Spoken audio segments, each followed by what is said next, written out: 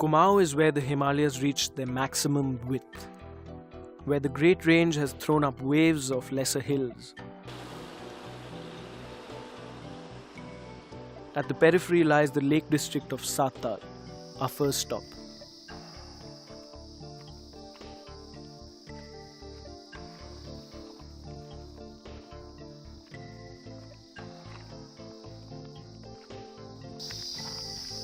Wow, this place is so beautiful, Aman. Lower Himalayas, this region has 7 lakes and it's got a very unique biosphere. Very magical place. It looks like Shankar's found himself a good place to chill in. Yeah, I think it's just the one over there, overlooking the valley. I think he's made some changes since I came last. Let's go. Yeah, it'll be good fun. Yeah. Shankar! Hey, Shankar! Hi! Do we have here a couple of young children? Look at that. Yes, So nice of you to come. Give you a surprise. Come on in. Let's get the load off your back. How are you? In you go. You know me, same as always.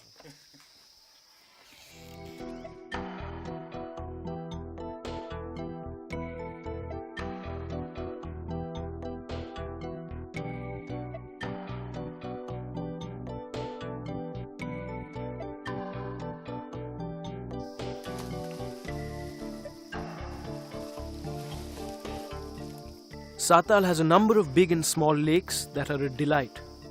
Providentially, they have been spared the fate that has overtaken Nainital, with the surrounding land being protected forest. You can swim and frolic here, something you can't dream of doing in the polluted waters of the Naini Lake. Sattal, Pannatal, Nal Damayanti Tal. There is something magical about the entire area.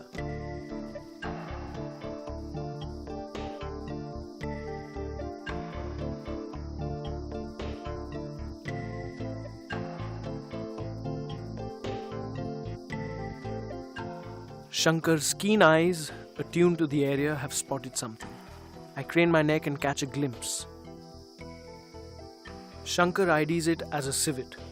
Apparently, the forests around the lakes are teeming with wildlife.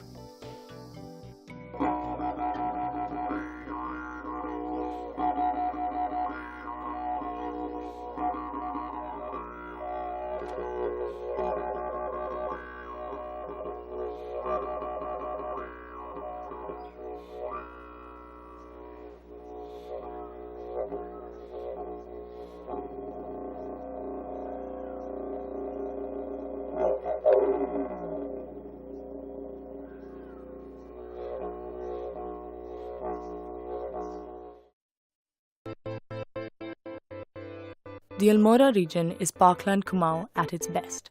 Meadows, pine forests and toy-like villages. Even the wildlife looks scaled down.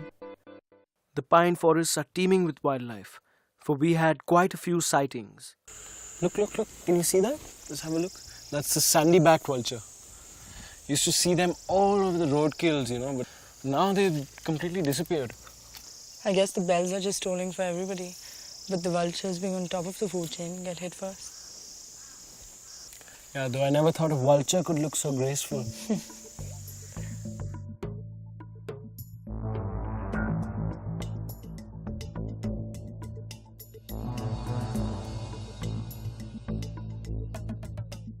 On a hill opposite Almora is the nearly 1,000-year-old temple of Cat Armas. Facing east, it's a shrine to the sun god. We did some elementary calculations. These stone temples caught in a time warp have witnessed over 300,000 sunrises.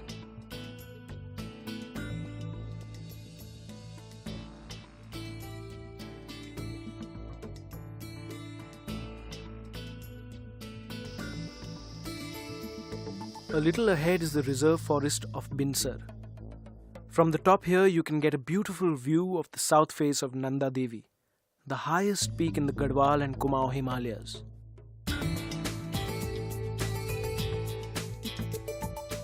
Kumaon is an ancient land. the rock shelter at Lakhu Udyar, where Stone Age man indulged his creative muse. Mankind goes back a long time in Kumaon.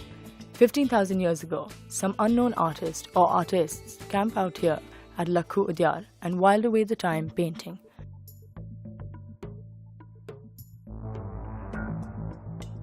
We spent some time playing guessing games. Some were obvious, others not so simple to figure out.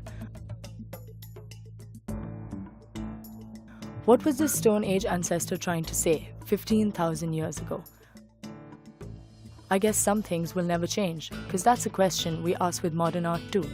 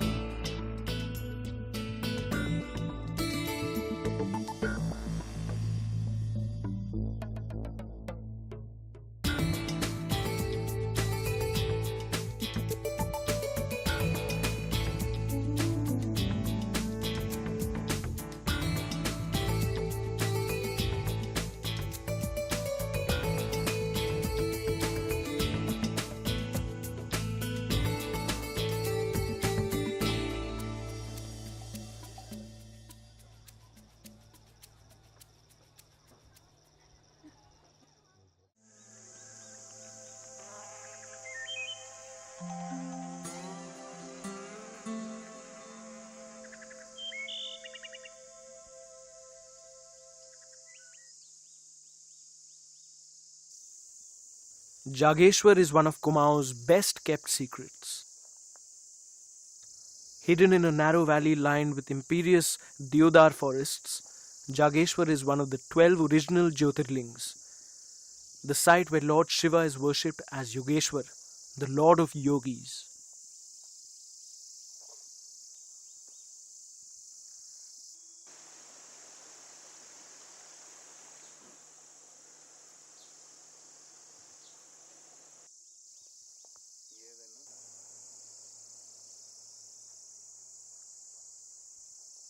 Truly, this should be a World Heritage Site. Forget the world. People in India don't even know that such a fantastic cultural heritage exists here. How many temples are there in this complex? The book said about 164 and that they were built over a span of 200 years. Wow. Beautiful area surrounded by these deodar forests. Some of the trees are as old as the temples. Really? Yeah, this Pandit was telling me.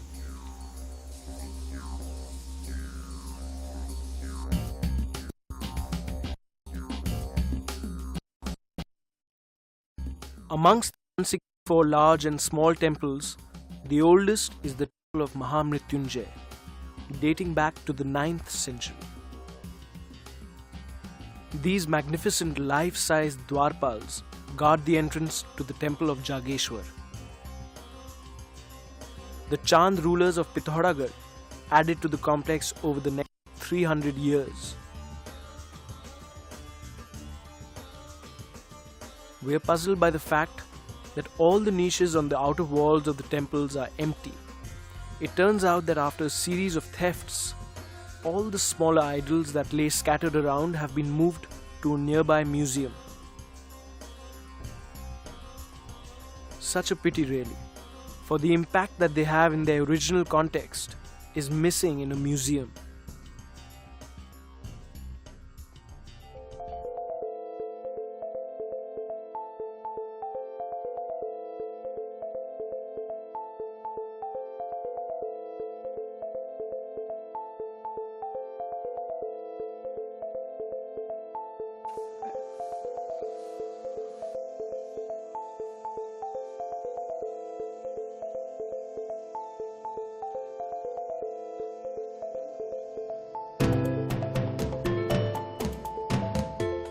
Over 200 kilometers from the plains at Haldwani, and we are still at the gates of the Great Himalaya.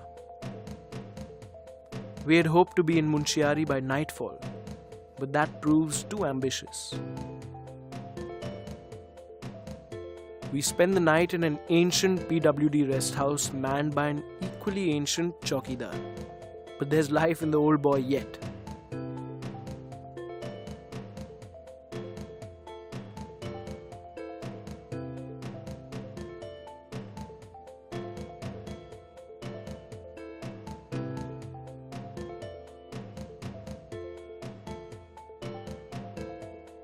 I couldn't believe it. This old fellow, bent like a bow, was actually going to try and climb up the bulldozer to pose for a picture with me. Talk about determination. He makes it up without any help.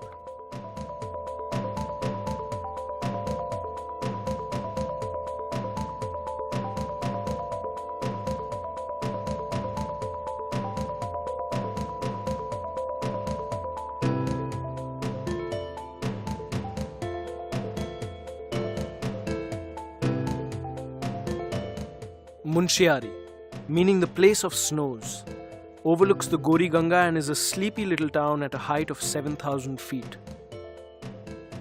I was just reading up, and it seems that Munshiari once held one of the prime positions on the trade route to Tibet. I mean, can't you just imagine it? All the caravans going back and forth. Yeah, it's really colorful, no? Yeah. But that's a long gone story, man. Border trade has been closed for the last 50 years. Yeah, so this place is just famous for, the Sarkari offices and district this or district that. Munshiari may be just a conglomeration of daftars, but it is also the gateway to a Himalayan wonderland of peaks and mighty glaciers.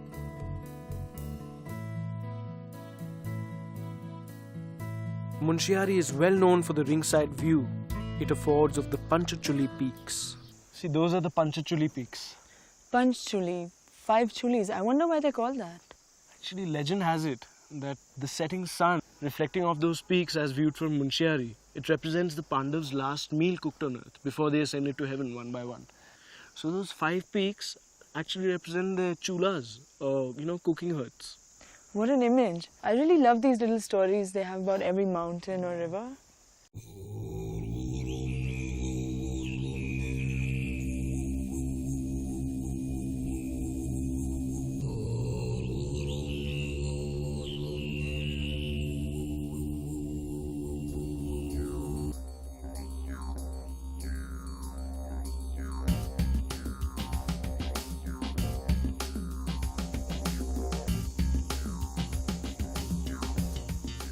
The hinterland of Munshiari is great trekking country.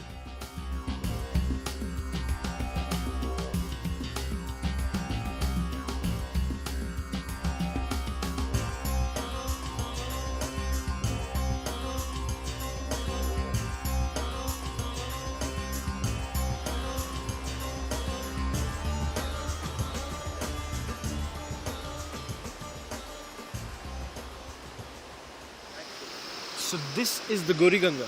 Gori as in fair. Precisely. And if you follow it upstream, you come to Milam village, home to the Pandit brothers. Musicians? No, not musicians. This is the problem with us today. We don't know our own heroes. They're two of the foremost explorers of the 19th century. You know Marco Polo? Yeah, of course. So how come you don't know Pandit Kishan Singh and Pandit Nain Singh? They're really famous. Their names are Are up you in the serious? Royal Geographical Society in England. By 1864, though the survey and mapping of the Indian Himalayas was proceeding apace, the areas north of the Tibetan border were a blank. Even the position of Lhasa was largely conjectural. Tibet was a completely closed system and white men were not allowed. This is where Nain Singh and his cousins entered the picture. Being of Indo-Tibetan Bhotia stock, they could easily pass for Tibetans.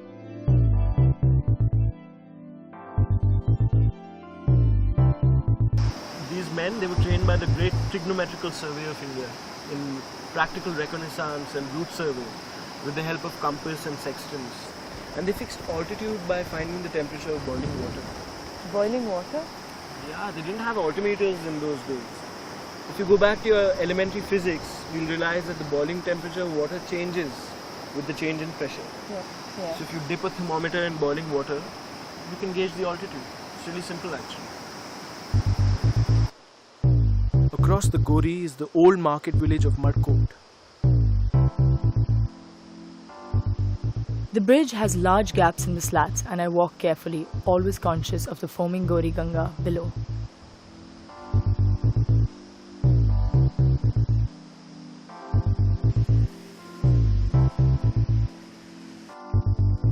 And we'll find. There's a sweater shop. Tara has been looking for a sweater made from local wool, How sweet are these little toy stores? but she doesn't get what she wants here either. कितने ये sweaters? है? दिखा दोगे please? We stop for chai in what looks like Mudcote's most happening tea shop. All the neighborhood characters are here. ढूंढ रहे थे. Completely uninterested. Hello. Hello. तो आपका क्या उम्र है? उम्र पता नहीं पोता वाले ना मेरी शादी I get to talking with some local women. 15 साल. It's an interesting encounter because it really outlines for me the different worlds we come from. She got married when she was just 14 and was a mother by 15. और आप 25 साल के हो। Oh my god.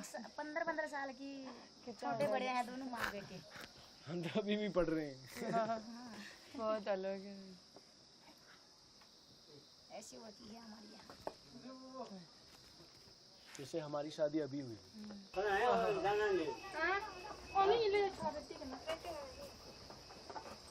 चिल्लो ना हो बच्चा चिल्ला रहा है Bye bye. हाँ जाना आप ऊपर नीचे अच्छा जी नमस्ते। नमस्ते आओ क्या हमारे घर बस हम दिन किसी दिन जरूर आएंगे।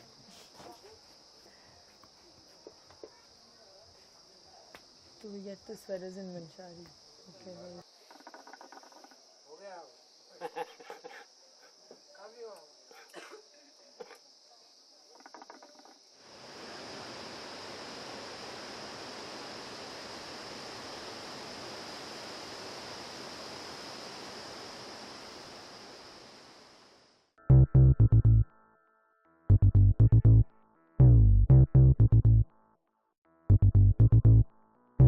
From Munshiari, we take a shorter route.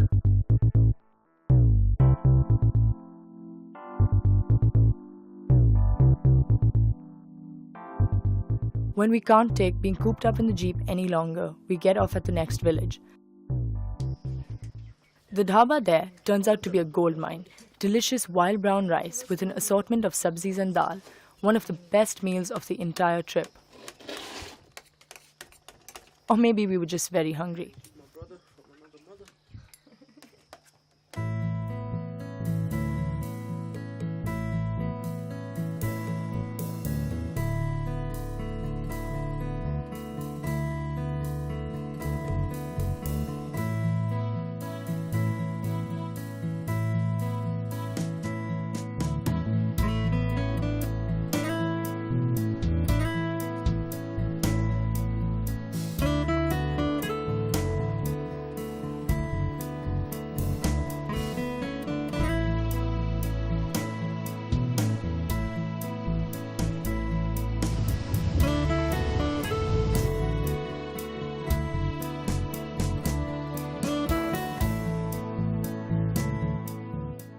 Over the mountains to Bhejna, site of a medieval temple complex of great charm and beauty. Sited next to the Gomti River, it was built by a dynasty that took its name from the Katyur Valley, Katyuri. The Katyuri kings built this complex in the 13th century, and there are temples of Shiva, Parvati and Kuber here.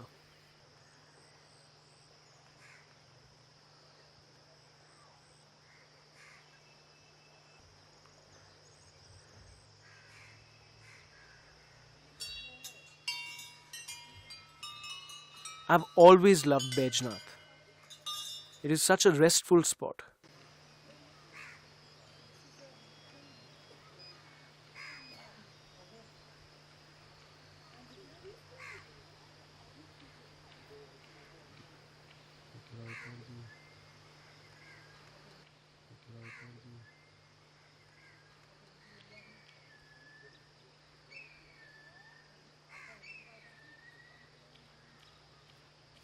We go down to the river and Tara freaks out at the sight of the huge fish gathered at the ghats to feed.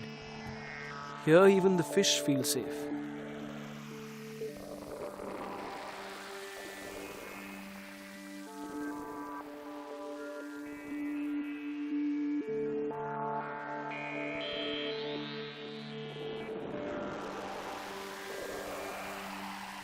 I'm overwhelmed. I've never seen fish this large outside of an aquarium. Even though the water is full of them and they seem to be swimming in all directions, they never seem to bang into each other. Their scales are colored a beautiful golden brown and green, and even in the transparent waters, they merge into the background. The largest ones, the males I suppose, even have what look like whiskers.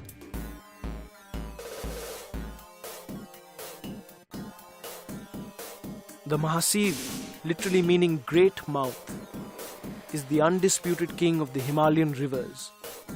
The largest member of the carp family in the world, the Mahasir is also a tough fighter and highly sought after by sports fishermen. The temple ghats are, however, a sanctuary, for the normally reclusive Mahasir display themselves carelessly here. I guess they're too large for the birds and the humans here are no threat. We spent some time there watching the fish and throwing puffed rice which they apparently relish.